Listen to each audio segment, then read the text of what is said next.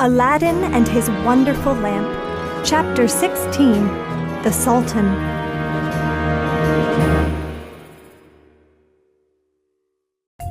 I haven't lost my mind, said Aladdin to his mother. I have lost my heart to Princess Baydra. What about the Sultan? Ziba asked. Why would he give his daughter to you? Who would dare ask him? You. Answered Aladdin. You will ask the Sultan. What? Ziba shouted. Me? Do you think I have lost my mind too? If you refuse, I will die, said Aladdin. And if I ask the Sultan such a silly thing, we will both die, cried Ziba. He will kill us for being too bold. Aladdin thought a moment and then spoke. The Sultan is a good man. The people always come to him for help and favors. This is well known, Mother. You speak truly, she agreed. But the Sultan expects a gift, a very nice gift for his time and wisdom. We have nothing fancy to present to the Sultan. You were right, said Aladdin. We need a gift that he will notice. His face lit up with a big smile. Mother, he said, have you forgotten the jewels I took from the enchanted treasury? Quick, bring our best serving bowl. As Ziba ran into the kitchen, Aladdin walked over to a large pot on a shelf. He took out a leather bag filled with jewels. Here you are, son, Ziba said as she held out the bowl. Aladdin poured the jewels into the bowl. The beautiful stones sparkled so brightly that Ziba could not look at them. These are the biggest jewels in the world, said Aladdin.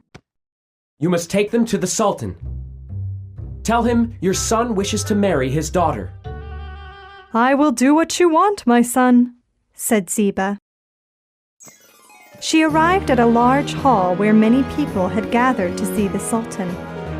Ziba was nervous. The people waiting all looked very rich. They must be so important, she thought.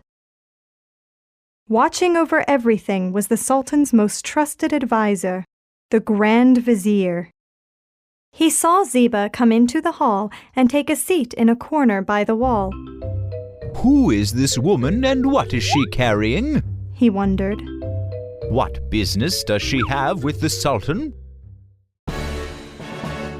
Trumpets blew as the Sultan entered and sat on his throne.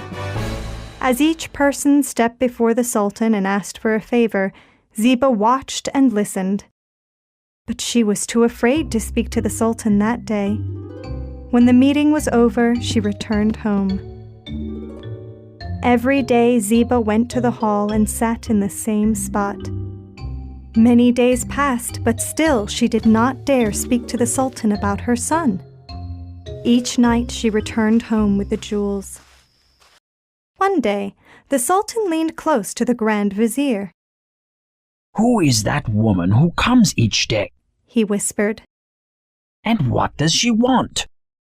She's nobody important, replied the Grand Vizier with a frown. She probably wants to complain about her neighbors. The Sultan was not satisfied with this answer. Tomorrow, bring her before me. The next day, Ziba sat in her usual corner.